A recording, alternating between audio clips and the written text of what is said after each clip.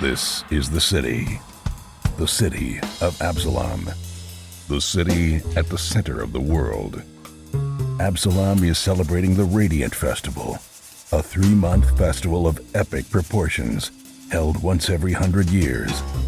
The celebration attracts all types: tourists, performers, merchants, inventors, as well as unsavory types, petty thieves, gangs, cults, and criminal enterprises. That's where we come in.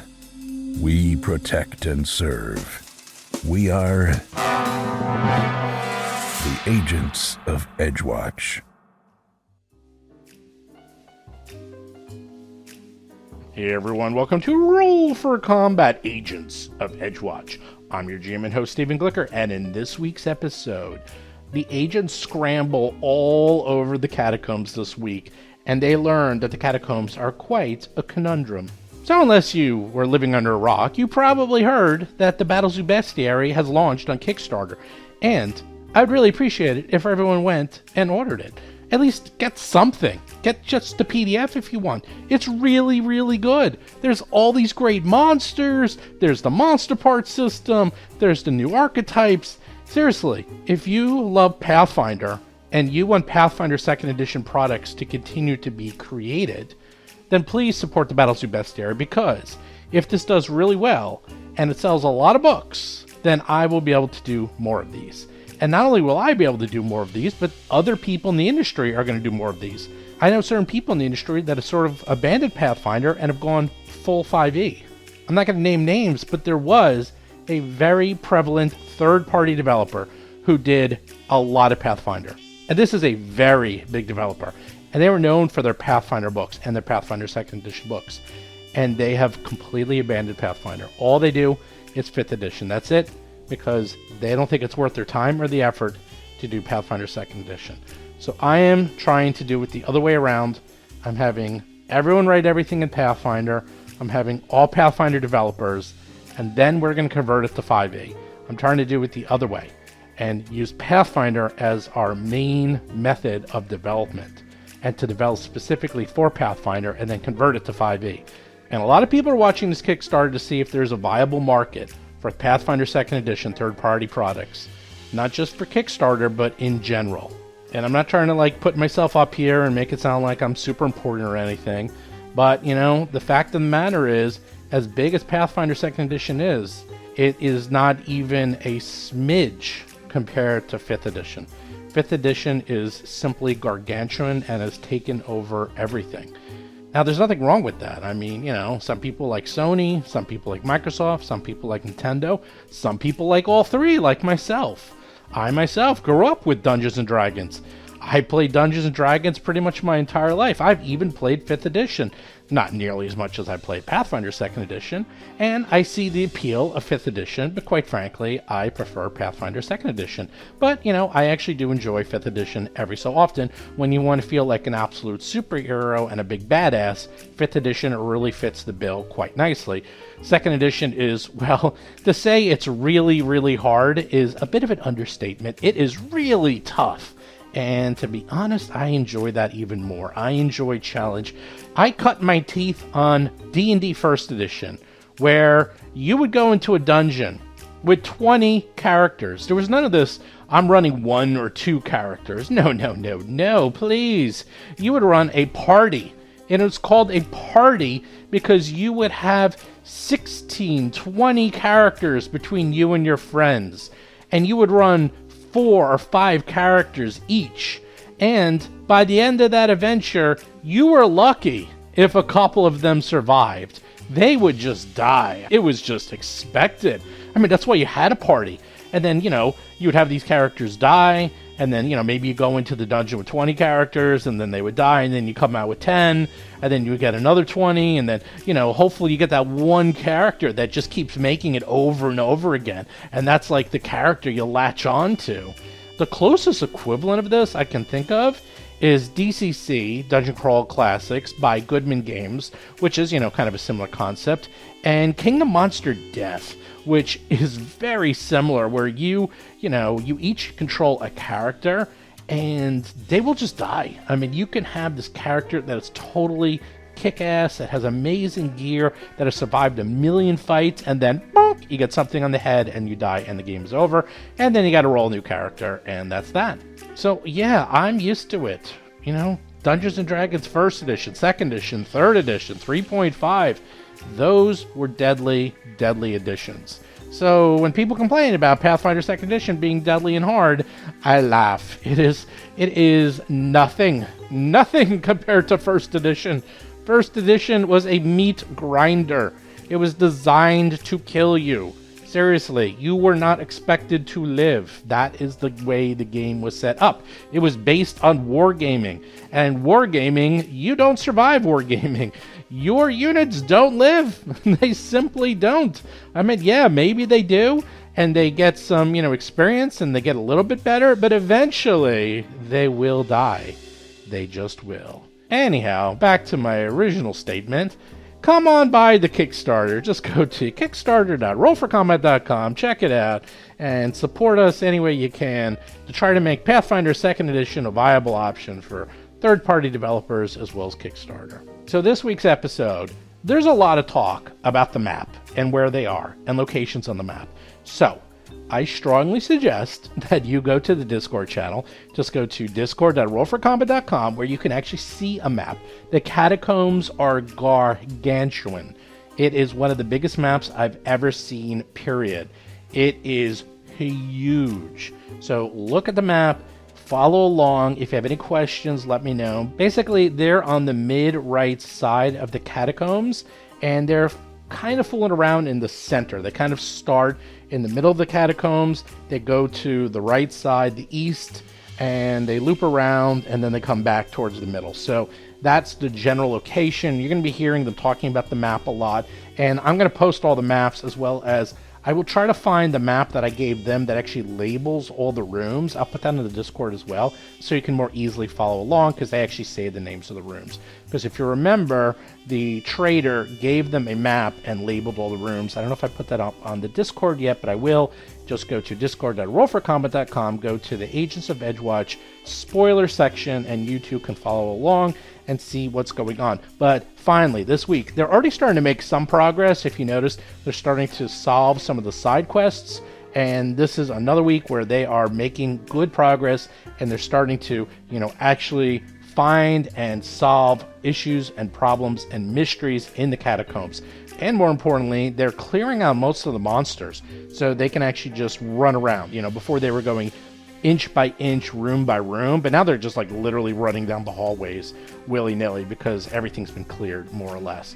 So they are almost to the point where they will actually finally, probably, hopefully, find the cultists and start confronting them directly, because they've been here for quite some time, and they've only found one cultist, and that's it. And he was a traitor. That's all they managed to find, if you think about it. And it's funny, because when they got into this dungeon, they thought they were just going to run in, fight the cultists, and leave. They did not think that this was an adventure that was going to take them days, if not a week, to finish up. They vastly underestimated the complexity of this part of the dungeon, which, I don't blame them, because how would they know how hard it is? Plus, the size of this dungeon, I kind of warned them, is that it's 41 pages, okay? An adventure path is 96 pages on average, and the last third of that adventure is what's called back matter. That's like where all the monsters are and the story and additional magic items, things like that. So the adventure itself is about, I don't know, maybe 60 pages or so. So 41 pages, 41 out of 60-ish pages are just this dungeon. So yeah, it's going to take a while. They're going to be in here for quite some time, but they're about, I'd say almost halfway through. I'd say about a third to halfway through the dungeon, and now they're going to actually start hitting and getting to core story in a very short period of time. Anyhow, I'm kind of rambling here, but you get the gist. With that, let's get to this week's show notes. Show notes this week, well, very simple. Check out the Battles of Bestiary, the Dragon Book, and the Jewel of the Indigo Isles Adventure Path. I'm not even talking about the other two, but the Dragon Ancestry book is really cool. I have to tell you, I am working on that with Mark, and now he's starting to get into the nitty-gritty and really writing it, and he's just putting in really cool concepts that I can't even get into it, but basically you can choose between advancing your character or advancing your ancestry. So say you're a dragon, I don't know, fighter. You can either take more fighter feats or more dragon feats. So you can sort of lean into being more of a dragon. And he's kind of expanding this more than the current Pathfinder does. And then he's adding specific feats and specific abilities for each type of dragon so they have their own feel to them. And he's really just, he's really going to hit it out of the park with this. And I think it's also going to open up a lot of cool design options that you haven't seen in Pathfinder 2nd Edition that will, maybe appear in some other version of Pathfinder in the near future. But be on the lookout for that. And the Jewel of the Indigo Isles Adventure Path, well, I have to say, since I wrote it, it's fantastic. It is amazing. No, seriously, it's really good. I'm starting to get the outlines from the authors. We were actually meeting the other day, and between Patrick Rene, Ron Lundeen, and Linda Zayas Palmer, I don't think there are more people on the planet between the three of them who have written, designed, and edited more adventures, like, almost ever. Like, the three of them have just done hundreds and hundreds of adventures. Linda sort of gets a cheat because she does all the Pathfinder Society adventures, and they do like 30, 40 adventures a year. So she alone has hundreds and hundreds of adventures under her belt. So they've seen it all, they've done it all, and the Jewel of the Indigo Isles, we went totally outside the book for this one. I sat down and I'm using a lot of traditional adventure writing mechanisms to make it really constructed quite fun and quite well.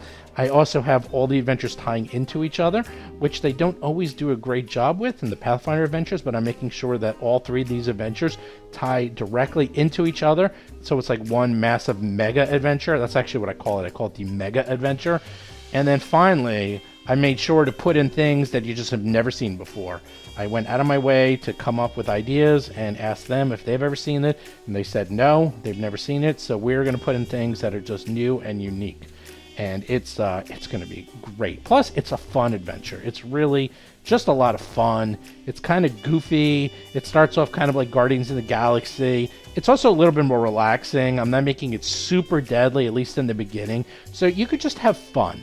That's what I told Patrick to do. I said, look, for Adventure 1, let's just have a fun, relaxing adventure. They're low level. I obviously want to challenge them a little bit here and there, but otherwise, it's mostly just a relaxing journey where they just have a lot of fun. And I think that'll be a nice change of pace. And then later, as the stakes get raised, then eventually will the adventure get more deadly and a little bit more serious. But at least in the beginning, it starts out as just a really fun, cool adventure where everyone can just enjoy themselves. Also, don't forget, check out the Patreon. Just go to patreon.rollforcombat.com if you want to join us and talk to us while we're playing our adventures.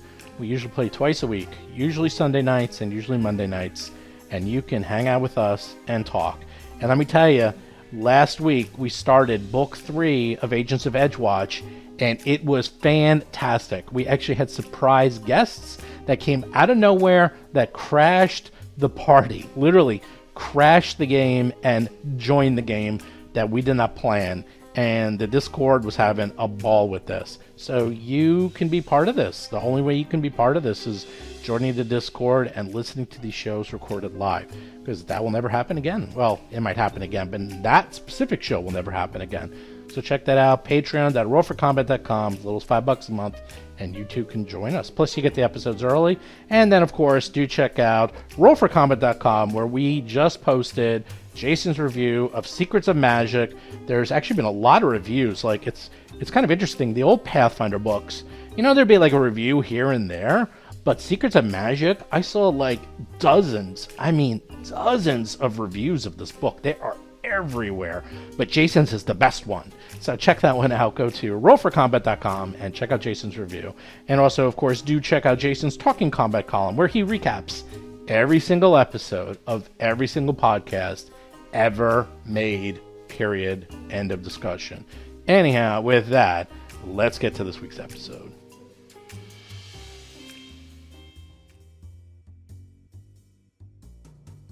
last we left off, you decided to plunder the lower catacombs, where you discovered many wondrous sights. You found a fountain with an elven girl who seems to be trapped at the fountain as a ghost. You found a river of filth, which you followed, and then you found more filth. You found a family of Otyuks that were eating the filth, and you decided, hey, let's hang out with the Otyuks, and they were just attacking you and doing horrible damage.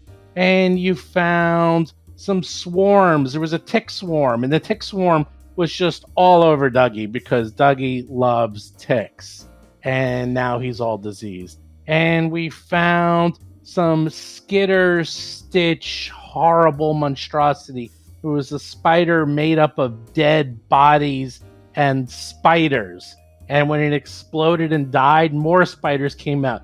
This is the literal definition of kill it with fire, because everything in the lower catacombs is absolutely disgusting. It's all smells like offal and fecal matter and the worst things you could ever imagine. You're fighting the worst things that could ever be imagined. You're covered in God knows what. Dougie is diseased, but somehow Gomez managed to make a whole bunch of friends down here.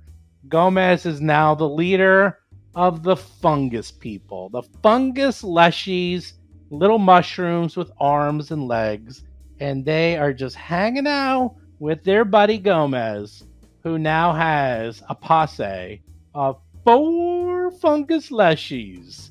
Now what? What are you going to do? Because these little leshies are following you. They're following you, Gomez. You're their leader. I like them. Their leader. You defeated their old leader, and now you're their new leader. So now what? Now what do you guys do? I like them. I like them a lot. Seth Lipton is playing Gomez, a goblin elementalist sorcerer. Combat's over. You guys can heal up. Now what? Roper is still sort of lingering there, eh? Chris Beamer is playing Lo Mang, an orc tiefling monk of the crane style. The Roper's kind of lingering, but the Roper's like going back to his Roper area. There he goes. How long is his reach? John Statz is playing Cadet Dougie McDougal, a human ruffian rogue. Pretty far. There's a way to find out. Well, I mean, we can see it. If we can see it, we should be able to Yeah, guess you how remembered. It long was 50 feet. Oh! Yeah, during the first encounter, it had some pretty decent reach to it. Jason McDonald is playing Basil Blackfeather, a Tengu empiricist investigator. Yeah, I knew it was crazy. I didn't think it was 50. Yikes. All right. 50 feet. Damn. All right. Well, hey. I don't think I need healing. I don't remember if we searched or not. Yes, so last we left off, you did search the cavern, and you found inside the spider was a crystal the size of your forearm. That's right. Oh yeah, Which the fountain we part. think is related to the statue in the fountain and the elf girl. Right. So inside the spider, in its brain, was the pulsating crystal that you think might fit into the fountain. Who knows? You also found in this room with the Otyuks, you found 3 dead people. It looks like 2 cultists and 1 gray cloak Right. that were that's horribly eaten and mutilated, and you took what little you could from them. Other than that, there's no other useful stuff around here. There's lots of, well, if you want to fill up your bag with, garbage, go right ahead. I mean, it is a bag of holding. You can hold several bulk worth of offal if you wish. No, As we don't- tempting as that sounds. Are Yeah. you sure? I think we'll pass. Are there effects on the skeletons, the bodies that we found, that are still like rags and old boots and stuff? You took all that. Oh, we took all that? Yeah, Okay. yeah. All right. Yep. The other question is, did we search this area? You searched everything. Okay. You should really pay attention. Well, Maybe take all right. notes. No, I'm not gonna. I have to admit, I don't recall us searching in the alcove where the spider was. Okay, maybe you didn't search there, but I will hand wave that search, and I will tell you that if you go into that alcove, you'll see that it is literally an alcove with patches of brightly colored fungus around a cobweb-covered, alcove where the spider was living. And it looks like that the fungus is where these little leshies live. And now these leshies can talk to you. Don't forget, they speak common. Yeah, I want to have a conversation with them, tell them things. Okay, well, you guys go. I'm just telling you what you see and can do. You tell me what you're going to do, and I'll tell you what they do. And then I'm we meditating do. for 10 minutes. You're resting again. Yep. What I want to do, I'm gonna, as an aside, I tell my compatriots, what I want to do is I want to let them go, and I want to set them on a path that they don't mess with humanoids anymore, and hopefully get them to live in peace. So, what do you think of that? I like it. All right, so I'm gonna go to it. Diplomacy. Look at the bounty of the god. Look at the bounty of the god. Look at all the offal. Look at all the entrails. Look at all of the things you must gather this all together and make of it a great mulch. Make a great mulch in the place of the former god. That was the wish of the god. And be fruitful and multiply, and always remember the creatures that walk on two legs are your friends. Be kind to them and aid them in thanks for this bounty that has been given upon you. Except the cultists. We don't. Yeah, they're not. We'll take care of them. And we're doing a hand wave on Gomez and Battle's healing. Yeah, we always do that. Yeah, they look over and they're like, Gomez. They're like chanting your name. They're like, Gomez. They're running over and they're grabbing large pieces of the mulch and the fungus, and they're giving it to you to take with you on your journey. I can only take a small symbolic portion. The rest you must keep to be fruitful and multiply in your great mulch. Go and take it in your nature, great mulch. And I take a respectful small symbolic portion. I'm going to do a nature. Okay. Actually, make sure I can do this. Maybe you could sick them after the roper. I have a +2 on nature. I have untrained nature, so I should bother. You're looking at it. Yeah. You're like, wow, that mulch? I would not touch that. That's poisonous mulch. That will kill you if you so much as touch it. Now, Gomez already has it in his hands, so, I guess it's too late for him. That's what you get with your 2 in nature, Dougie. Yeah. I think it might heal us. Anyone who has nature? What do you want to look ahead. at? You can eat it. I think if they're giving us something, and I think it could heal us, but I'm trained in nature. Okay. I'm trained in nature too. I'll evaluate the mulch that the fungus people have given upon us. Gomez disagrees. Gomez thinks if you eat this mulch, it'll get you really high. Don't do it. And I say don't do it. Yeah, you got to need your Crack wits is whack. about you. Yeah. Lomang is looking at both of you sideways, and Lomang's like, "What are these guys talking about? It's freaking moss. It doesn't do anything." Should I break the 1-to-1-to-1 tie? Basil comes over. Learned Basil. He knows it's moss. Basil. Well, you know the true answer, which is probably what you think it is. But which one do you want to agree with? You could agree with any of the 3, but you know for a fact that this moss is nothing more than moss. Oh boy. I'm content to just tell the truth. Yeah. This is not why we're down here, so... Yeah, I agree. Let's keep moving. We're like, it seems on our to-do list is much more about fixing the fountain and releasing the lost spirit. Yes, right. I think we should do that now. Yep. Yeah. Have we gone over here yet? I can't remember. I don't think we have. Where is here? Here means nothing to South those of us of who the river. can't see. I'm going to be closing my eyes from now on. So you Theater when you of the describe mind. things, I'm just going to, because you guys say Alright. here all the time. Well, here. Oh, I don't know. I'm closing my eyes. I'm going to memorize the map. I'm going to do a new thing. It's called Bismarck, North Dakota. DMing in the dark. That's my new thing. So I'm going to close. Look, my eyes are closed. You can see it on camera. So where are you going, John? You going to the I'm south? looking 10 feet south across Yes. the river. Oh, and okay. There's a bunch of I nooks. checked that whole area before. Yes. You checked did? that. Okay. Yes. That Right. is. I'm not even looking at the map. That is where the Atioks were hanging out and eating stuff. And again, all those nooks you see in the wall are burial chambers. Like this whole area was a burial chamber. And you were able to figure out, especially now you've gone through this waterway literally carved its way through. This looks like this was part of the church above, that these were actually catacombs, like traditional catacombs.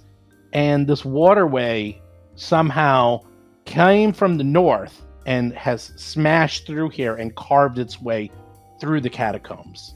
And obviously this has been here for hundreds of years, so it probably took a little bit of time, but the water has just eaten away at the walls and is now snaking through the catacombs. Another question. The item that we found that we think is for the fountain is a gem, yes? Yes. How much is that gem worth? How much is the gem worth? Yeah. A small child's soul. Is what that That's gem is true. worth. That's it is. true. It's a ghost. I mean, it's. You know. Yeah, that's it. That's called a disembodied soul. That's a soul. That's what that is. How much is the gem worth? That's just, you gotta always make a cost analysis. Cost analysis is you look at the gem and it's actually a crystal. It's nothing special. It's not an Okay. actual gem. It's a an crystal. ornament. It's a. Costume it's a beautiful crystal, and it does have some latent magic in it, but the magic appears to be that which is used for visual effects.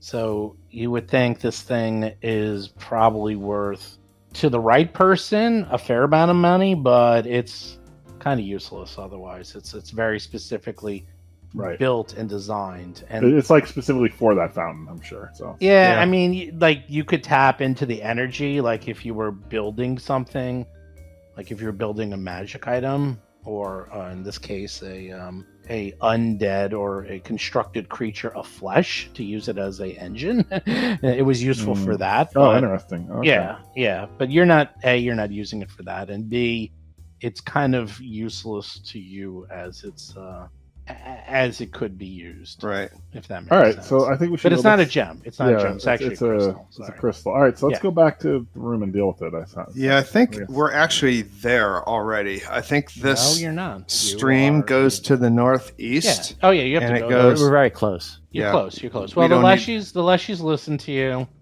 They say to you, Gomez, that they're gonna hang out here. They're gonna build up their shrine, and they're gonna start making a effigy of you in moss and fungus. And they hope you come back to visit them. Basil is secretly very amused by this. The stream that goes to the northeast, is that ankle deep or is that a deeper stream? It's the same. That's where we came from. That direction. It's very No. shallow, and that leads directly Yes, to the room. that we is wanna where be you in. came from. Yeah, it leads directly to the fountain room. I'm already there. I'm in that room. All right. John, all of this was done just a few days ago. We're getting old. What can we do? I Yeah, don't know. but this Jeez. is where I'm right and you guys are wrong. We didn't come this way. We actually circled around from the north. So we went to the stairs, and we went past the stairs, that spiral staircase, and we He might went be across right. the bridge. He might be right about that. I don't think that's true because we would Yeah, have no, encountered the rope. John's right. We looped around through the original crack in the main chamber that what's his face told us to use, and we did a big loop to the south, and then turned around to the north to come up to this room that I'm in, or the Atiug room, or whatever. Right. That's right. Actually, But we and never then- actually. We Well, never Lomang actually did. Lomang ran up there to try to lure the tick swarm away, but they didn't buy it, and then he came back. So yeah. everyone's that's right. That's how I. yeah, knew it, actually, yeah. everyone's right. Like All right. Lomang went that way, but not everyone else. All right, so heal yourselves up, and so you can say you guys spent another good 20-30 minutes healing up. You're recovering all your chi. Gomez was having a tearful goodbye to his mushroom posse, his fungus folk. And you are back at the fountain with the little elven girl who's sitting there, who says to you again in Elvish, Who are you? Oh, did I see you before? Were you here? You look familiar. Gomez. We're the maintenance crew, and Oh, yeah. we've come to fix your fountain. Here, let's produce the That's true. the thing. Yeah, we're the crystal. custodial Oh, staff. the crystal. It's so beautiful. That looks like my father's work. I recognize it right away. Look at how it shines. Look. It's what we were missing. I think it belongs here. I think it's supposed to be in the fountain. Let's inspect the place where the crystal looks like it goes and see if it's fairly obvious how to put the crystal back in, or if we need to do some sort of mending or something. Yeah, some Does anybody have crafting. trade? Yeah, crafting trade. I have crafting. There you go. Dude, if there was ever a time for you to use your inspection powers and your crafting skills, this is it. Believe it or not, it's also perception. Yeah, this thing fits right in. It's like it is like will click right in perfectly. There is a 5% chance that's like this is a demon and we're releasing a demon by putting the crystal back. But This I is choose true. to believe it's mostly benevolent. Yeah, in this world, there's a 5% chance every time you open the door to the bathroom you're doing that. All right, well let's Yeah. put the crystal back then. All right. Let's put Basil right up to the front. There he is. I moved him right next to that. Everyone tell me and put me where you are in relationship to the fountain before the crystal gets inserted. I'm good where I am. Right next to the fountain. There. I am right next to the girl, right next to the fountain, ready to take it in the There we face if it go. blows And up. Lomang is I'll watch the in the rear with the gear. I'll check I'll make sure nothing sneaks up on us. He's making sure there's What a shock! no I way. am very surprised by this. Well, someone's got to live when it explodes and kills you all. Exactly. Someone's got to tell your tale. You put in the crystal. As you put in the crystal, suddenly the fountain glows, and the elven girl, Dehelia, she remembers. She seems to be overcome with the crystal's magic, and the fountain itself seems to come to life. And she looks at you all and says, Oh, thank you. And she looks at her arms and legs, and she seems to suddenly have full recognition and seems to remember everything about herself. She doesn't seem to be as confused as before. And she says, Oh yes, I remember now. I'm a ghost. I remember this fountain. And she's looking at it lovingly.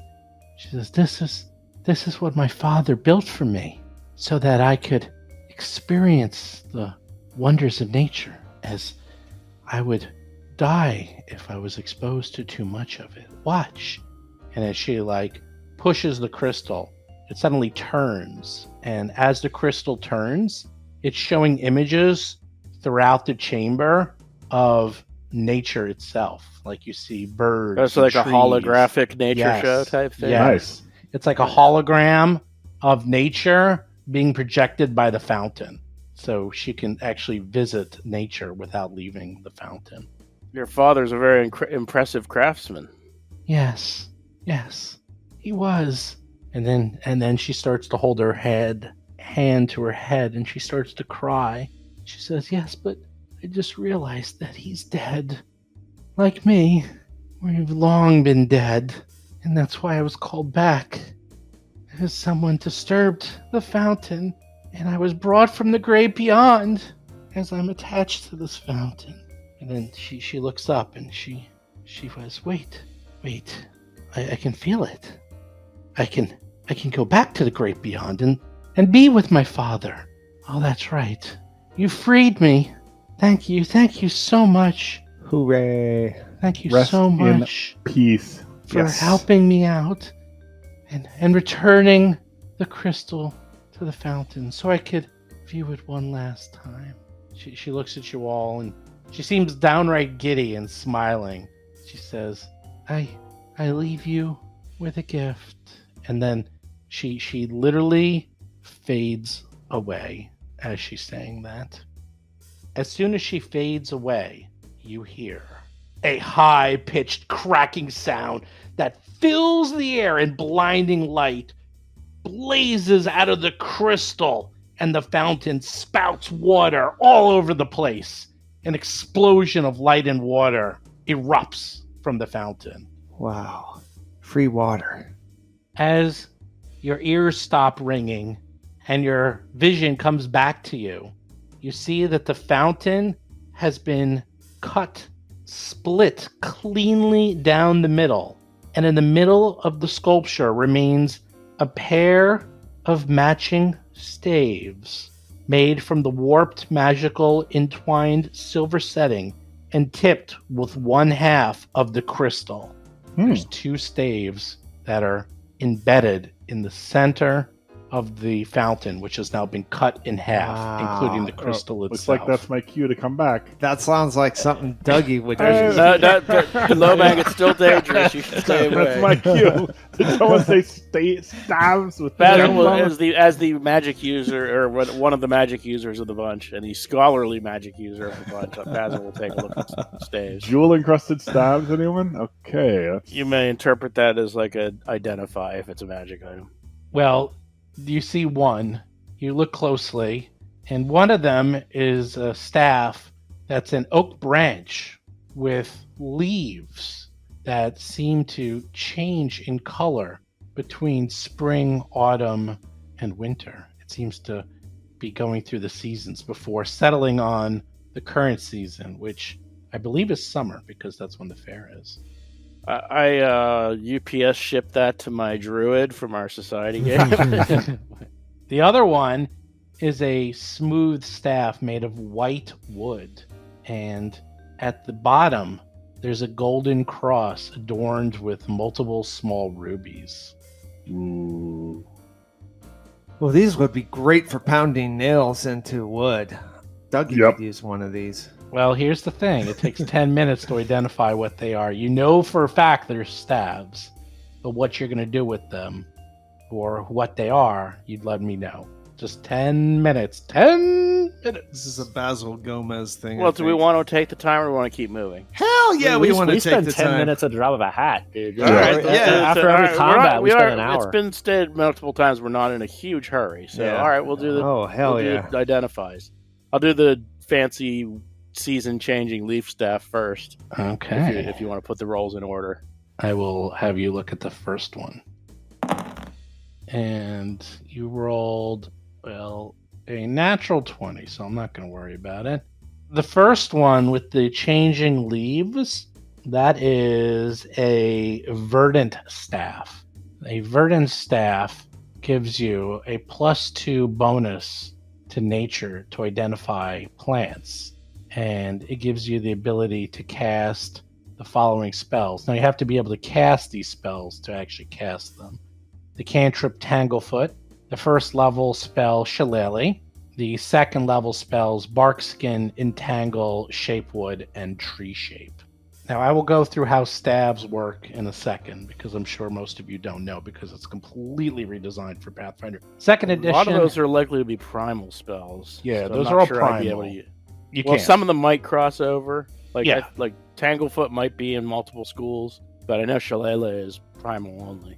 Yeah, the rule is if you can't cast a spell, then you can't use that spell in the staff. You can still use the staff, but you can't use the spell. So just not like for speaking of the sorcerer, when you say cast a spell, you mean it's of a school that you can cast, even though you have not. Correct. Even though you don't know it. Yeah, you don't have to. That's We'll go through in a second. So that all being primal, that would be awesome for me. You didn't go through the second staff. Okay, I'm ready. That one could be more awesome. I'm just saying this one's awesome. The second one is more awesome. The second one, Basil goes through and realizes that It's a plain stick. is a plain stick. That's right. It's actually the But thing. it looks nice and it goes with my outfit, so I think I'll use it. But it's a plain stick. It is a. It's not a staff of healing. It's a greater staff of healing. That gives you a +2 bonus on your heal spells and allows you to cast The second level spells heal, restoration, and restore senses. And the third level spells heal and remove disease. Oh. I believe Wow. Greater gets the lower level spells as well. And in that case, it would also be heal and stabilize. And what the bonus means is whenever you restore someone using the heal spells, you get an extra +2 to the hit points restored. That is the Greater Staff of Healing. Wow. Again, I assume all of the spells are most or all of them are going to be divine, and I can't work with divine, so that may not be particularly useful for me. Well, that's like a let me lot. Like explain healing how stuff is staves primal, So also. staves are one of these things that they're a little hard to understand, but once you get the hang of it, they blow away wands. Like wands were really big in first edition, and staves were like okay, but in this edition it's completely reversed. Staves are god mode and are infinitely better than wands. The way staves work is every day when you prepare your spells, you get a certain number of charges based on the highest level of spell you can cast. So for example, you guys can all cast 4th level spells, so your staff will have 4 charges for the day.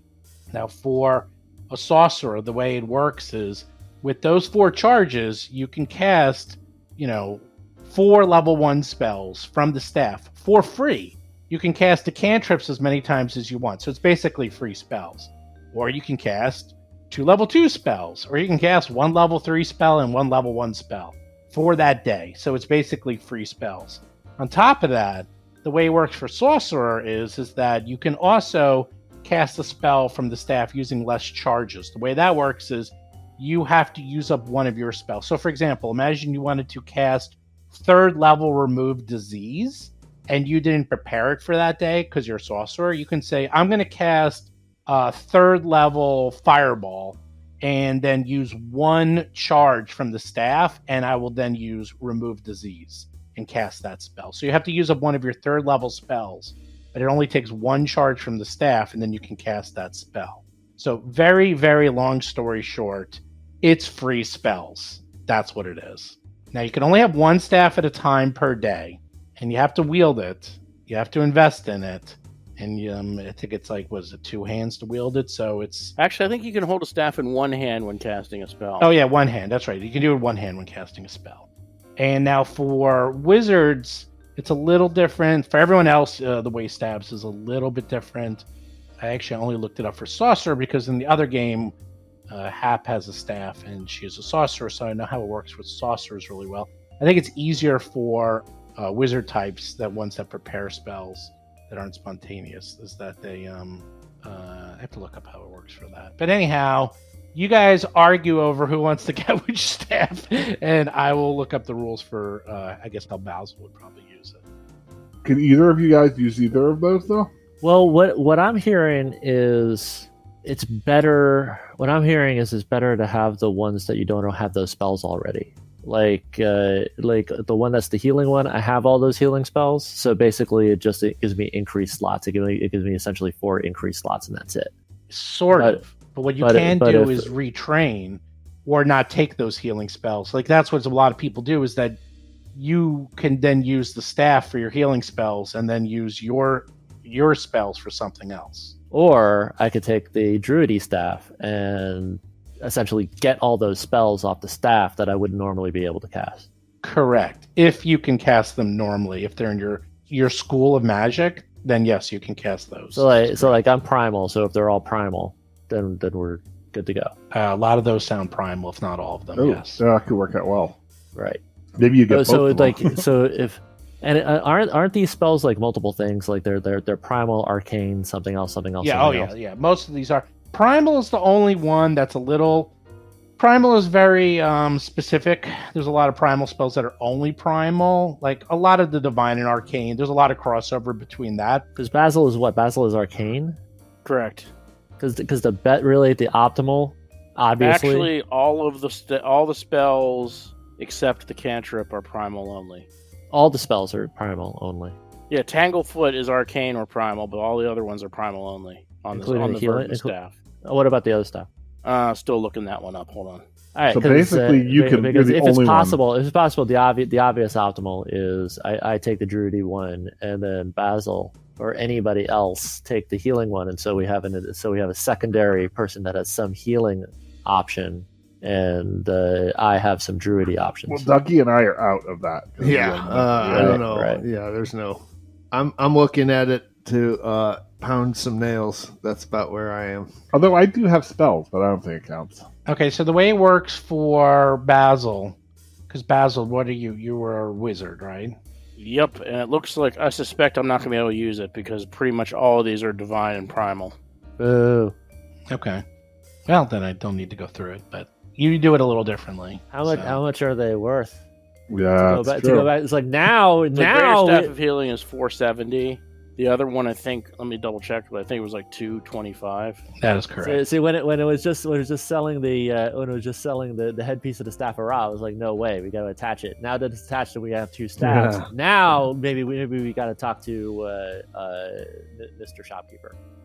Well, that's true, except it seems like you could use both of them, right? Not simultaneously. Yeah, I think you could use either one. He can So use I them don't know, both, like- but like not in it- the same day, though. Right, That's and the so thing. what's better? Is it better for me to have loadouts where, like, for this mission, I'm going to take the healing one. For this mission, I'm going to take the druid one, and have the other one not be used, or convert that to money and turn that into gear that can be Money used all the can- time.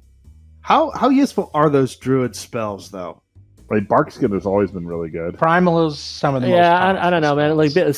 speaking from a sorcerer perspective, where you get a limited menu for anything that gives me more options. I'm Mr. Feather Token dude. Remember? Tanglefoot's like a 5 foot penalty. Tanglefoot's like a 5 foot penalty to movement. That's fine. That's the only one I already have. Shillelagh converts your staff to a magic weapon, but we you'll already never have do. striking runes on everything, anyways. Barkskin, shape wood and tree shape are going to be pretty situational, I suspect. What was it? Shape wood. All right, so that's like stone shape, except it's wood. Tree shape. What? It probably turns you into a tree, or I remember that's what it was. It was like basically you hide from stuff. you transform into a tree. Into a large tree. Weak. Actually, these are both actually honestly pretty weak. And they're- Tangle's not bad. Yeah, I that's mean, kind of like what I was thinking. Like these are like there's a 5% chance we're going to use the druid right. stuff. They're actually probably more valuable to us as money. And How much is a druid staff? Yeah, It's 225.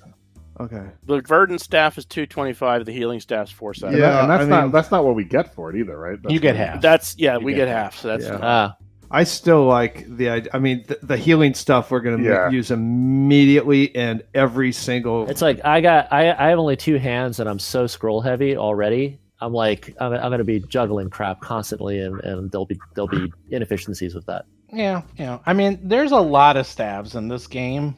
Eventually, what I do recommend is go through the stabs, find the one that you really like or want, and then just get that one, because that's what Hap did in the other game. Like, she's really into animal staff because she actually had all those spells, and then she got the animal staff. She unlearned all those spells. Now she uses the staff for the same spells, and then she just keeps upping the staff to get the next version, so she gets the higher level spells. So, but let me get this straight. Okay, so the greater healing staff, for example, what's the highest level thing? that you Third can have? level.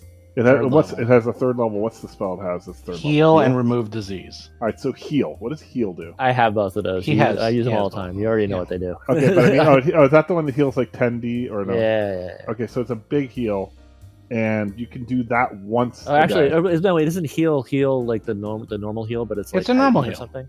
It's normal. It's It's normal the heal. 3d8. It's Right, the it's just 3d8. Yeah, it's just That scroll that you bought, it's that. It's Yeah. that. Okay, so Does it heighten your other heals if you're wielding it? Like, even if you don't use the staff to cast That's it? +2. No, right? no. Nothing's Oh. heightened. In other words, you can cast level 1, 2, or 3 heal if you. But you have can the only staff. cast like a level. Oh, sorry, 3 wrong and level terminology. 1, and then you're But done for the day. there is a bonus for the one on the staff itself. Right, Like when it's you use plus staff, 2. that's a bonus. It's +2, so you get an extra 2 hit points when you use the staff. But that includes if you're using your if you invest in the staff, you hold it, you cast heal, they get +2, even if it's from your repertoire. Oh no, Yeah, that's what I was asking. asking. So it does Yes. actually give an extra +2. Yes, for it says for right my here: a stuff. staff of healing grants an item bonus to the hit points you restore anytime you cast a heal spell using your own spell slots or using the charges from the staff. All right, right there. That now I flip that. That's that straw to brace the camel's back. It's like it changes the balance, and now I'm like I like sell the wand of magic missiles that I hardly ever use. It's very situational. Keep that, and I always have that in my hand. Yeah, I like that idea because it is extra healing, and healing Right. is never a bad thing. Right. And so you'll get one big heal and one small heal. It's off also of it. an extra And then disease level and stuff. 3 spell and a level 1 spell. Right. And the stabilized slots. cantrip forever, so you can change out your cantrip because that's unlimited. So, if you have that cantrip, you can get Or a different fireballs. cantrip. Yeah, I mean, it's free spells. It really comes down to that. It's free spells. I think, I like the healing. I like the healing one. Well, you can't Yeah, do it yeah, today yeah. because you have to do it in the morning. So it's kind of a moot point until tomorrow. But you have 2 stabs, and for the first time ever, Basil does not get the loot. I know. It's shocking. First time ever. But Yeah, First time ever. I'm taking Basil notes. That's does the first not get- time. Yeah, that's right. First time. First ever. time. John takes First good time. notes. That's right. It's in my notes. Uh-huh. it is true I get the bulk of like the specialty magic items. Yeah. Well, that's cool. Congrats, Gomez. Yes. You can heal us Yes. more. Yes. Although, if you can sashay a heal onto the staff, then you got another fireball. And No, that's all the actually cool stuff. that's actually Yeah. really true. It's That's- actually really true. that's It's a good. great It's good to thing. have. It's good to have that extra stuff that's because the most it's versatility. less of that trade off that Yeah. I'm doing all the time, where it's like, do I save this for a heal or do I use it? Right. And All right. you're still wounded, Gomez, just so you know. Oh God. But we were gonna do. Are we doing things? Are we leaving and going for a rest? Are we? I think we're going Are we first aiding? What are we doing? we already rested and healed. I think we're going north along this. Yeah, little north stream. We did along- not On sleep. Yeah, we top of already that- did the hand wave heal. On top of right, that, but we did not sleep. I don't have my That's my correct. slots are depleted. How long have we been in since we've re-entered a few the hours. dungeon? A few okay, hours. But yeah. keep in mind, by rescuing her, you all get a hero point. So you all have 2 hero points. Nice. Hooray! So Ooh, that's use good. them or lose them. All right, so we should press on. Okay. Yeah. There is a river of muck with your name on it Yeah. going to the You know what? northeast. Well, Mang, you have better vision than anyone. All right, that's true. All right, so I advance. Chugga, chugga, chugga, chugga. Go, go, go. Go, go, gadget. Go, Oh, no, man. Mang. Yeah, Okay, we just stop follow there, Mang. in. Do I see something here? formation. What's that to the Yep, right? stop there. Stop there. So you come to an intersection, Lomang, where it is going to the north, the south, which is where you came from, and there is a narrow corridor going to the east.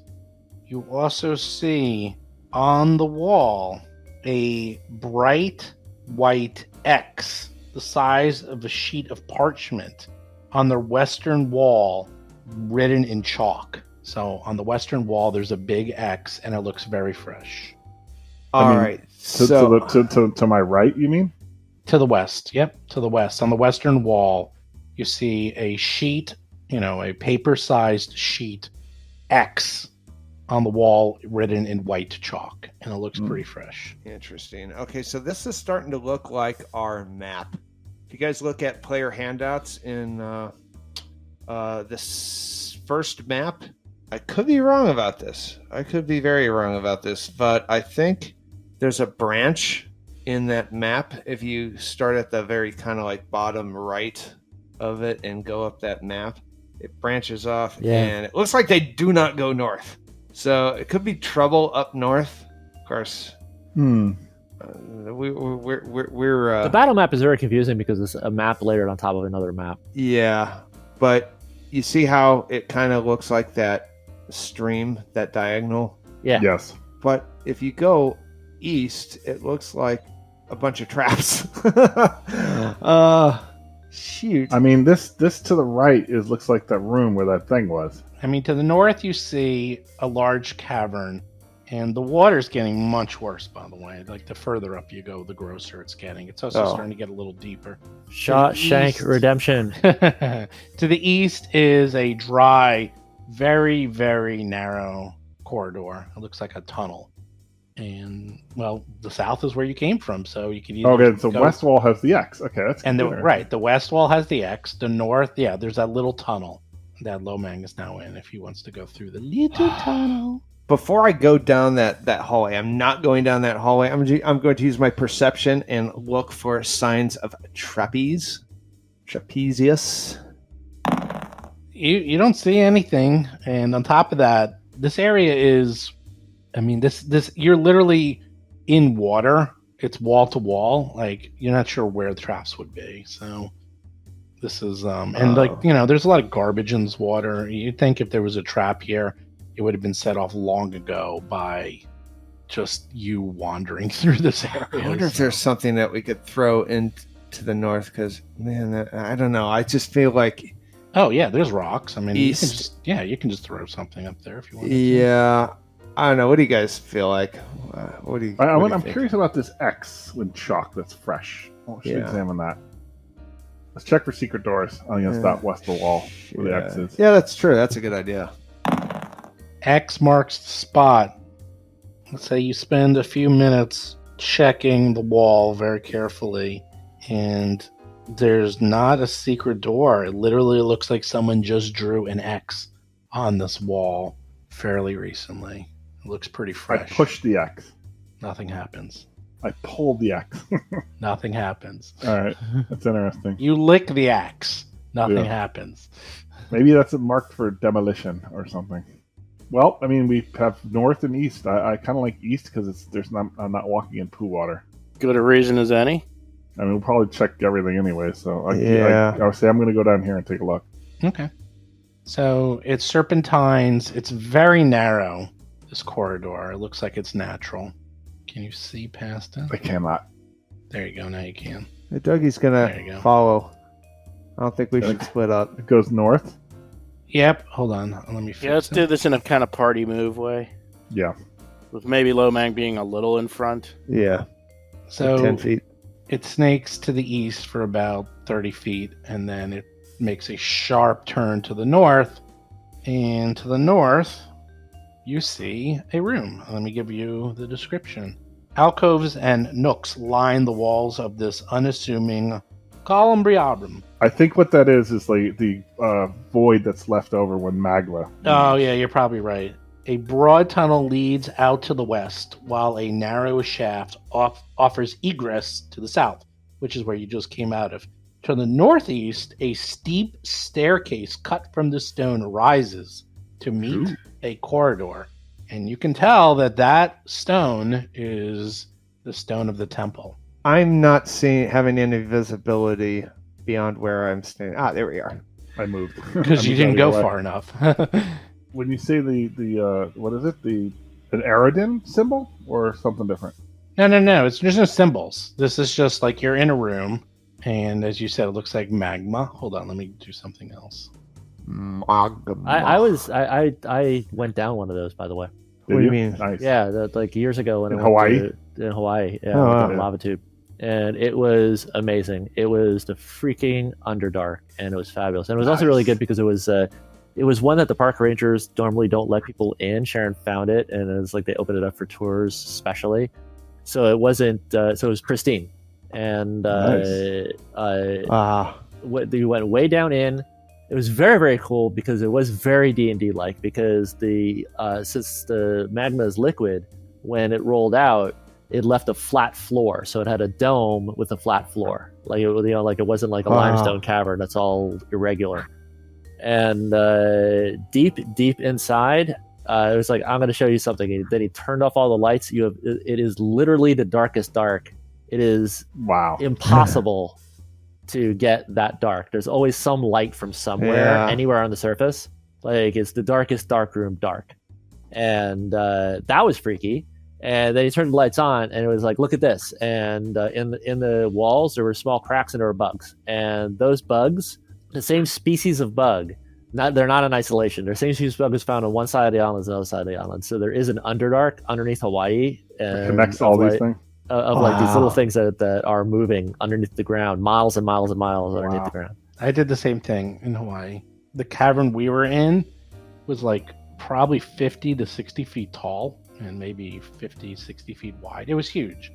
And I remember that we were walking, and I just kept walking and walking, and it just wouldn't stop. And I'm like, okay. And then I got creeped out, and then I'm like, okay, I'm freaked out. This is too much. Now I I want was to like, go to you're Hawaii. thinking. I was like, you're thinking about the old Underdark, Descent to the Underdark, the Drow, and all that, and you're like, oh, that's ridiculous. That would cave in. There's no way. No, it could be that big. Yeah. Oh, it was This was enormous, and it just kept going. And this was like, yeah, this goes on forever, like till the ocean. And I was like, yeah, this is ridiculous. It was enormous. Maybe that's where the UFO aliens are living. That's where they should be. It's harder to get to than even the oceans. Anyhow, so yeah, you can see in front of you, there's steep stone steps that lead back up to the church. That's what I meant. There's the Church of Ariel. Okay. So you can see that. You see how it changes from like the earth to the tile. So that's what that is. And then there's also a corridor to the west that leads to a whole bunch of stinky-tude. And Basil can see tracks leading up these stairs. I'll point out the tracks. I guess I don't pretend I know more than I do. let's follow. This looks like 3 people, one of which quite a bit heavier than the other 2 because his treads are deeper. And they were in the dragging mud. a body. And there was one of the smaller ones had a limp. Do some fake Sherlock Holmes stuff. Yeah, this might lead up to the gate where that crazy demon thing. The No, that is south of us, I think. And But let's investigate. yeah. Let's go. I follow it. Okay, you go up and you go up the stairs. It's pretty steep. You know you're back at that fun level of where you were before. Up. Stop, Lomang. Stop. Everyone stop. Oh, Okay. all right. Now it's all coming to fruition. You loop around. There's a lot to see. To the north, you can see, well, it looks like this room just sort of ends. It looks like it just got crushed. And you can see that the stone for this 15-foot wide room just ends. And underneath, 20 feet down, is a large pool. And this pool is a huge cavern to the north filled with just the most disgusting things you could ever imagine. The water here also looks much deeper than where you've been, and it looks like this might be the source of a lot of what has been flowing down south. You also see to the north a good, about 50 feet, a cavern that's trailing to the north from the Ulfal. You also see to the northwest, there is 2 more areas that are broken off that seem to lead into corridors. So it looks like something fell. This almost looks like a cave-in that smashed through this part of where the temple used to be and has gone right through the temple into the lower cavern into, well, now where all this nastiness is. In front of you to the west, you see a door. There is a door directly to the west of you, and, well, it's closed. To the south of you, there is the room with your friend. That's right. Oh, no. Yep, it's the same room with the half ooze, half eldritch horror, half undead creature that almost destroyed you. This is the northern part of that room. Now, something to keep in mind, you see this, these are walls. You can't actually see past these. Is like, they're actually walls here. So that's part of the 3D map experience you can see here. So think of it that this corridor up here in the north is just north-south. And then and you can also see the lower corridor on the map as well. Now, Lomang, I'm going to stop you there because you can take this all in. So the north is a sheer drop down 20 feet, back to probably where you were. There's 2 ledges that appear to go to other parts of the temple to the northwest that maybe with some jump, like this one's only about 10 feet away. This other one to the northwest is much further. That's a good 25, 30 feet. There's a corridor leading up. There's another corridor leading northeast that is more foulness. To the south is, well, your buddy, and to the west is a door. You're going to be on the clock. So what do you do? Just clarify an important point. It's like it's Yeah, obvious, very but I want to be important sure. There's no bars or anything between us and the killer monster on this side, right? There Or are no there? bars between you and the killer monster on this side. You are behind the bars in his room. Damn. So we have to stealth sneak past it all on tippy toes or else die. Yeah, does it see us? Do I see it? Yeah. Not yet. And we're not like on a ledge above it, right? So we have to do Scooby Doo. You're in we have the to room. do Scooby Doo on tippy toes. Right. Sneak past the monster. I duck back into the corridor and I quietly explain the whole deal. And I say, I think we should make a break for that door, and then we could at least close it behind us. If you can't chase after us. Well, In hushed tones, I'm like, I would love to try to stealth and then just be very wary. And the second that stealth fails, then You make the then run. make a run. yeah. I mean, we don't know whether or not I think as Well, a I don't want to thief- start off with initiative. I don't want to start off that way. Yeah, I agree. Let me stealth over there and at least make sure we can open the door, because that would be a pretty grim thing. Who is the most stealthy among us? Probably my stealth It is sure as hell isn't me. plus 10 to stealth. God, I don't think I'm trained in used it. I don't think I've ever used it because I'm with you guys. I am seriously considering once again And pulling in out the chainmail. goddamn pest form and turning into a bug Yeah, in order to increase my Well, stealth.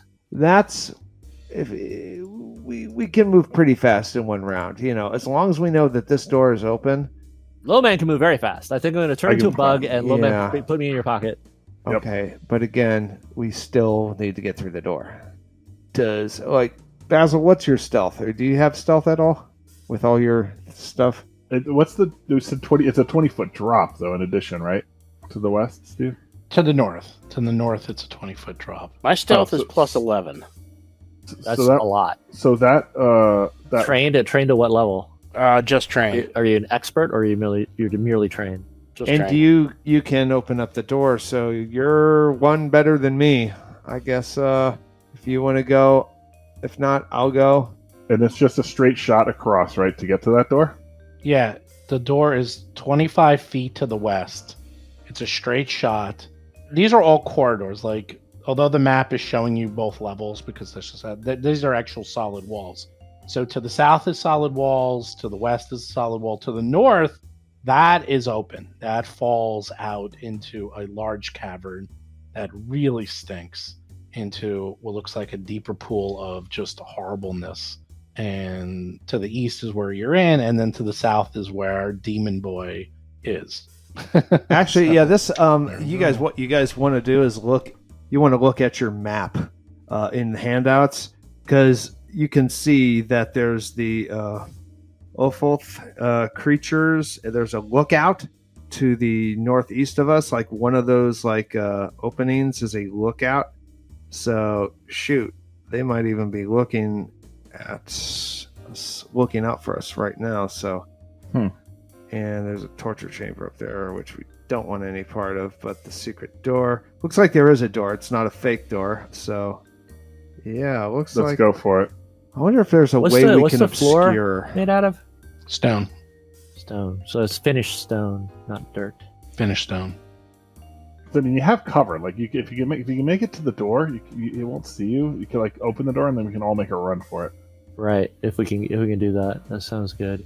Well, you guys tell me who wants to go.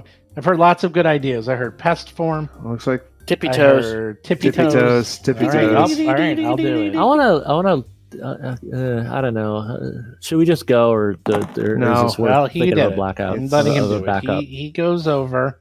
He uses stealth, and that is you use half your speed. And I'm going to tell you what happens. Basil gets halfway through, Okay. and he trips and falls. Are you kidding me? Yes, I'm not Oh kidding. my God, And you fall Basil. right in your face. Boom! And you make a lot of noise, and suddenly you hear clank, clank, clank, clank from the south. What do you do? Time to Running to the door. I'm gonna keep going right to the door. Oh boy. Okay, you get to the door. What do you do? I'm gonna try to open it. You try to open the door. The door is barred from the inside, and it looks like there's a large amount of furniture and other material heaped up against the door. It looks like it can give like an inch or two, but it looks like someone has very purposely put a lot of barrier between you and opening that door. And you see your friend, and he notices you. What do you do? I'm gonna try to go back as neat. How I think far you away is he now? jump off the sledge. 5, 10. That's true. I can 15, feather 20, fall 25, down. 30, So 35. You're 40 feet away from your friend, who seems to have noticed you and is starting to move in your direction. I'm gonna just jet to the ledge and jump off the ledge because I can feather Yeah, fall. let's do that. Yep, jumping. Okay. I'm gonna jump onto. I'm Jumping gonna down here. I'm gonna jump Wait, onto this thing over We're, here. we're jumping off the ledge. Yep. Yeah, You're How jumping am, I, across. how am I jumping off the ledge? it's only 20 feet. You're gonna It's have 20 to. feet. Take 5 damage or something. No. Though down, it's 20 feet. 20 feet across. That's a whole. Lomag's trying to jump over to the other side. The rest of you are Yes. feather falling. Okay. That's right. Oh, actually, Oh wait, Tell me what you're doing. One person at a time. Lomag, what are you doing? I want to jump where I'm right now. is Okay, where you I jump wanna across jump to the other Yeah. ledge. Yeah. Basil, you're feather falling down. Dougie, what are you doing? I am also going to jump off to the other ledge. Gomez, what are you doing? I cast elemental motion and take to the air, and I fly. Okay, good idea. And Okay. that's one action. The other 2 actions, I go to an appropriate location, however far that you can take me. okay. You see Lomang and Dougie have jumped across to the other side. They're up in the air. Basil, you are in a 6-foot deep pool of unimaginable foulness and disgustingness. Give me a fortitude check. It's sewage. It's sewage. All right. You roll a 20 and you are okay, but everything you have is beyond ruined. Gomez, what do you have? Elemental motion? What does that let you Yeah, do? elemental motion gives me fly. Lets me fly. Okay, so you're flying around and that creature is Fly still speed coming. equal to my speed. Although interestingly, it seems to have gotten confused when she went out of its view, except it still can see Gomez. What do you do? Wait, can it see me? I'm at the same level as to wherever Lomang is. Right. That's the exact same. Lomang and you are all at the same level as the monster. The only one that's below it, 20 feet down, is Basil. Everyone else is at the same level as the monster. Okay, so it's not just me. So he so- sees Lomang also. If it's my turn, I mean, it's kind of Yep, go. not turns. I'm gonna jump as far as I can to the northeast. To the northeast. You're going back. So, Okay. like there. Okay, so you're jumping onto the sand, onto like the... Right. Okay. right. And I take no damage from falls. Okay, so you fall down. You're now in the corridor with Basil. Basil, you can move yourself out of the foulness. Get around out of the its line of edge. sight. Around the edge, it only seems to be around 2 feet, and this creature is literally going right after Gomez. It seems. Oh to no. Well, because it can see Can Gomez. can I go? Yeah, go. So I fly to that passageway. Really? Okay. Go put yourself. Okay, stop. As soon as you get to that passageway, the passageway itself is filled with body parts, waste, human waste of every kind you can imagine. Rotten food, blood, everything. God It- damn. it what is is just- this? Better it- or worse than the sewer we walked down? Way worse. Oh, This is like 100 times worse. Like the sewer, as bad as the sewer at was, least it has water. the sewer was at least running water. This is literally filled, like just covered in entrails, blood, gore. It is really, really disgusting. Dougie, what are you going to do? Well, I should still have one action. Well, we're not doing actions. I'm just doing. We're just okay. I'm just kind of. I'm narrating this part. We're not in. Okay, in all rounds right, yet, all right. so We're I'm not just doing kinda Okay. doing all this. right. I am going to jump just as far as Lomang, I think, and catch up with Gomez. That's my move. I'll say all of you are down in the main area. So the large undead monstrosity, interestingly enough, seems to have lost you somehow and wanders back. Oh, that's a good thing. well, that was fun. All right, so we live for another day. Okay. Well, it's Basil can tell that there was something wrong with its line of sight seems to be very narrow. Like it seems to have trouble seeing. So that's one It's thing. like a you T noticed. Rex. Yeah, it was something like that. Like there was something off. Like it was fine until you fell, and obviously then it caught you, and then it was only focusing on people at the same level as itself. So if you were below it, it didn't even seem to notice you. Do with that as you will. Okay, let's talk about this cavern. This wide open hide-ceiling cavern appears to be naturally formed.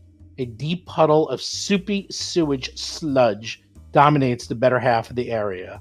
The effluents clearly originating from a broken and rubble-spewed tunnel to the east that Gomez is now in.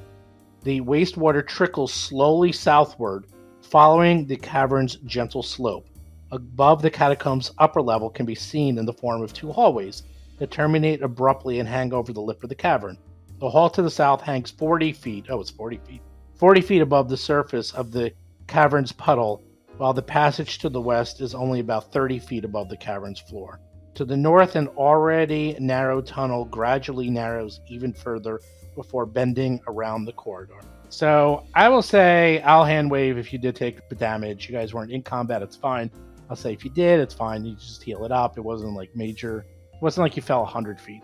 And Basil just fell into the foulness. So, Gomez, you're inside of a tunnel that looks like this is where all the waste and the horribleness is literally coming out and trickling into this wastewater to make it that horrible. Lomang, Dougie, and Basil, you are on ground. The water itself, 5 feet around the water, appears to only be about 2 feet deep. The water itself in the center, all those dark areas, is about 6 feet deep. The water is really, really disgusting. Yeah. I'm going to stop you guys and say, hey guys, wait a minute. This is way off the map that the other guys have drawn. If you look at the map that our happy recruit gave us, this is toward the sewers that they never go. The way we actually wanted to go, I think, is where I was jumping from. If we can get back up there, we can climb. There's an armory. There's a lookout. It looks like we're going to be going way off the path if we continue to the northeast through the sludge. You mean there? That ledge leads. I like either of the western ones. I like either of the western ones. Yeah, that's what I mean. Well, when we were up there, did we see that it continued to the west? Yes. Yeah, there was a corridor that continued to the west. But you don't want to look at that. It's inobvious, but there's map. two passageways to the west. There's 2 ways west, 1 way north. Yeah, and you want to look at the map in our handouts. There's also the waterway still follows to the south. By the way, you can keep going to the south as well. I think that just leads to where we were. I think that leads to the fountain room, right? That's what I think. It leads somewhere off the map. I mean, I'm Yeah, talking about and to all the of south. that business that we've explored and we ran around in circles. All right, so let's just do the ledge. Let's do it. We gotta do it quick. so- This thing shambled away, right? So it's not Yeah. looking at it. So on the west-hand side, I'm not a there's great top- natural there's- climber, but somebody could pull me up with a rope. Yeah, we got. There's top we got and bottom, rope. there's I think I the can upper one or the jump lower one. almost. The northern one or the southern one on the west side. The southern one we want. The northern one is a lookout, and we'll be able to get situation. I actually want to see what's the deal in that secret room. And it looks like by the map that there's a wall or a ledge overlooking where those Keiko demons are, or whatever those things were that were eyeballing us over the chasm of the abyss. All right, well, I'll be bold and I'll fly over there. I got a minute on this fly. Okay, it's So about to end. Before it runs out, I'll just take a chance and I'll fly into that passageway, like in far enough that I'm not going to aggro the demon again. Yeah. And I'll just climb straight up there. That should be So nothing. you go into the passageway, and you can see the passageway. Well, it's a long passageway, and it goes all the way to, let's see, 10, 20, 30, 40, 50. It goes all the way to the west to the point that you can't see anymore. And there's stairs going, let's see, stairs going up from the west, and you also see a corridor to the north. And that is all you can see. I'm going to hide as best as I can and wait for my compatriots to join me. It's a narrow corridor. It's only 5 feet wide. So it's again the finished stone. So there's nowhere really to hide. But I'll put. I'm very small. You are small, but it is literally a 5 foot cavern. corridor. It's like there's no nooks or crannies. Okay, Dougie moves a little bit more to the west. I'll put Lomang up there, and for shits and giggles, I'll put Basil up there too. I will say you guys clamber on up. It's 30 feet off the ground, but it's fine. So to the west, you can see it looks like the corridor. Does Gomez have prestidigitation? I do. Could you prestidigitate me somewhat? I clean us up. Prestidigitate some dignity. Flush him a little. Yeah, I try. I try to pull dignity out of a hat for all our benefits. Horrible. You smell. I can perfume us. Give me that mulch. It'll actually make me smell better. Okay, so to the west, you see stairs that go up, and to the north, there is a door that is about 7.5 feet ahead of you. And that's it. That's all you see. I'm going to perception check up these stairs. Guys, I want to. What do you think about just doubling back and make sure our flank is clear? That means going up the stairs. Look up that north hallway. Hell yeah. Yeah, I mean going Somebody up take the a stairs. look up that north hallway. Yeah. No, the west hallway. Are we? Oh, we're going north. Whatever the way that we're not stairs. going. Yes. Yeah. Okay. And I'm going to search for traps as I go up the stairs. Sure. Unless someone objects. You don't want to open that door. This is a very, very tight crawl space, by the way. And, you are climbing up the stairs. It gets to a wall, and Dougie can clearly see that there is like a brick that is much lighter than all the other bricks on the wall. These are light bricks, guys. Just so you know. A secret door, clearly. Yeah, you get right to the end, and where those stairs stop, and it looks like a arch. Yeah, it's a and secret there's door. like, and there you be. can see a brick. It's lighter than all the other bricks. It looks like it's been touched and worn many, many times over the years. Yeah. Searching for secret doors. Yeah, it's a secret door. If you push that brick, you think it's going to open up a door in front of you. What about this door that we are passing? That leads to a whole bunch of connected rooms. That leads to the lookout, and the lookout is adjacent to the armory, and it's also adjacent to the torture chamber, and it doesn't look like there's doorways between them. So that's why I'm... So like a multi-room running fight type. Yeah, it's going to be a big encounter. Which map are you looking at? In player handouts, it's the Yep. first map. You see that... The top one. Yeah, the top one.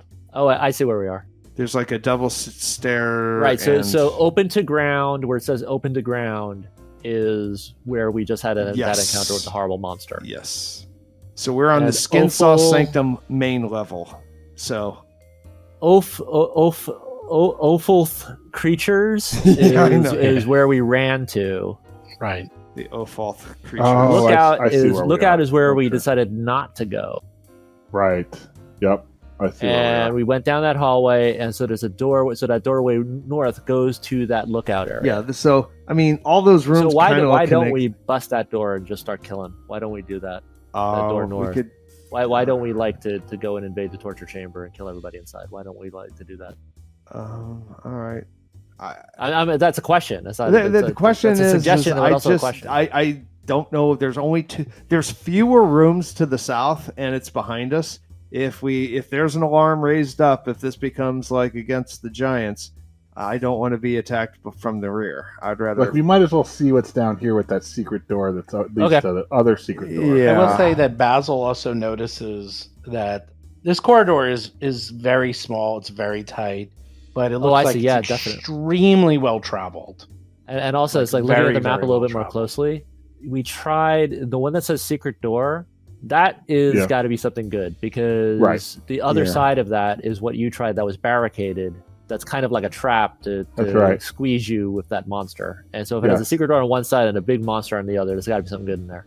I agree. Let's check that out first. Or not even a monster. Maybe they're putting valuable stuff there or something. You know? Right. So if you guys come all the way to the west, That much investment to keep people out of there, we want in. There's one Yeah. other I idea. know. I mean, though, not. I mean, maybe the surviving gray cloaks barricaded themselves in there. Oh, yeah. Sure. Yeah. Let's find out. Yeah, So agreed. I'm gonna open up the secret door. Shunk. You press the button. Sure enough, another brick in the wall. Literally, the floor blocks come to life and rearrange themselves into a door. Yeah.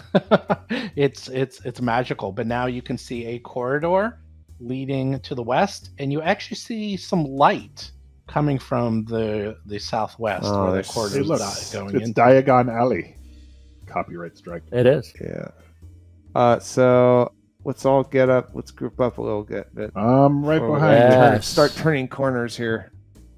Yeah, it was a lighter Wait, let me get caught shade up. of paint, like in an old Hanna-Barbera cartoon. We could tell it was a secret door. So Dougie, okay, you go into a room. Stone shelves and table line the walls of this rectangular antechamber. Pale lights comes into the chamber via a short hallway to the west, which terminates in a stone door that has been propped open. To the north, where you just came from, a narrow corridor takes a sharp right turn and descends into the darkness that you just came from. To the east, the room's tiles change to faded blue bricks that line a small alcove. wow. That's where a secret door is. Yeah. So, by the way, this door you see here, by the way, Dougie, To the west. yeah, the southwest, is propped open just a tiny bit. Oh dear. You guys might want to be Like quiet. now that I'm oriented on that map, I'm absolutely referring at every word to this map. Yeah. Yeah. So you're in what looks like a back room storage closet. There's no one here, and this place looks like it's shelves and tables that have been looted to the point that the only thing left is toothpicks. Now that door is propped open just a little bit. Listening with perception. All right, now according to the map, that is a large cavern that opens to the north to this notation, 2 crustodemons and Yep. flesh golem guards. I think Yep. didn't we see that already? And Yes. then Yes. above that is the notation front door and a big door. Yes. That on the other side of which is a notation skin stitch guards. So that's a whole lot of trouble up there. There's also, if you go south of that, there's like a little ledge or another. Oh, that's the door. Oh, that's not a ledge. That's a door. Oh, yeah. We Right. don't want any part. I'm just Right, listening. right. That's all. You listen a little, and sure enough, you can hear those demons and large creatures sort of shuffling around. It's like and the sort of final arguing level in with each Doom. other, like rah, rah, rah, rah, rah, rah, like talking demonic All right, to each so other. I'm excited. That means this is all adding up. All the math is adding up. So we're gonna find out what's beyond the secret door and see what's in that room. But then that doorway to the north to the lookout and the torture chamber, that looks like the back door that we've been looking for this whole time. That lets us get the drop on them. Yeah. Yeah, exactly. Because we avoid the other shit. Yeah. So let's just be nice and quiet and not like alert the the demon. It sounds like the final level in Doom. Searching for secret doors right here in the eastern alcove. Okay. So you look around and you don't see anything directly. Here's what you do see. You know for a fact, you can tell 100% that there's a door here. You know for a fact there's a door here. However, it appears to be magical in nature, and you have no idea how to open it. The only thing you notice is this area has a blue brick that looks like it is sort of more regal and more important than other parts of this, temple you've been part of. And in the ceiling, you see a bas relief, and it looks like it is Arodin himself holding his arms up with the Starstone. And that's what you see in the ceiling. But to the east, you're positive there's a door there. But how to open it, you don't know.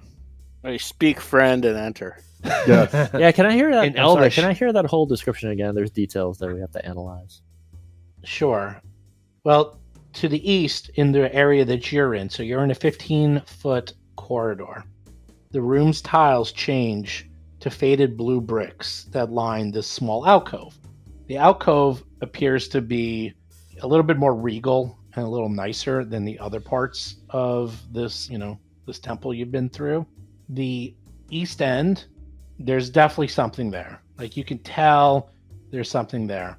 But pushing, pulling, nothing seems to want to open up this door, but the only thing you notice is a bas-relief on the ceiling that shows Aridin holding the Starstone up in the air with both of his hands raised like this. Okay, so in the ceiling above the hypothetical secret door, the factual secret door that we can't open, in that little alcove that is 15 feet from east to west, Yes. and that ends in a secret door, right above that, Aridin holding his arms up, Yes. holding the stone. The YMCA pose. That's right. He's doing the Y in the YMCA pose. All right, so the obvious is there's some kind of key that's in the shape of the stone. You hold it above your head, door opens. That's the obvious. Or I'm just gonna try to strike the pose. Maybe sure. Strike a pose. I'll lean against the wall, like the east wall. He's the A. I'm the Y. Yeah, we'll do the YMC. We'll cycle through the whole thing and then go to the Ohio thing. I'm the Indian. OHIO. After he does that, I'll cast light on his hand to simulate the Starstone experience. As you do the YMCA pose, suddenly the door opens. Wow, Well we went strictly to. I was Gandalf wanting to figure out every nuance, and you're Frodo speak, friend, and enter. That's awesome. Sure enough, it looked like just hold your hands up. Hold your hands up and Put your hands in the air. Yes. Wave them like Is it fun to stay here? Is the real question. It is fun to stay here. So, you're not sure which of the letters in the YMCA posed, but Dougie has a strong suspicion it was the Y that did it, and imitating his favorite buddy and friend and pal, Aridin, is what did it. The door opens. Inside, you see a sanctuary. The furniture of this long shrine chamber are in a state of utter disrepair. Pews, torch stands, and even the room's chandelier have been piled up near the room's only entrance to the east. At the opposite end of the chamber, where you just came in, a single large statue cast in bronze that's been left standing behind a stone altar securely fastened to the floor tiles. The statue depicts none other than Alabaster's fallen patron deity, Aridin, along with the classical rendition of the Starstone. Both Aridin's arms are raised above his head as though holding the shining 8-sided star made of large and immaculately cut quartz crystal aloft. In addition, there are 4 very haggard-looking people that are Holy crap. very, very shocked as the door opens, and they jump and grab their weapons. And Are their cloaks gray? I bet their yes, cloaks are gray. their cloaks are gray. I was kind of kidding, but kind of not when I said that. But all right. Nice. Uh-oh. I'm dressed as a We're all We're cultist. dressed as cultists. God damn it.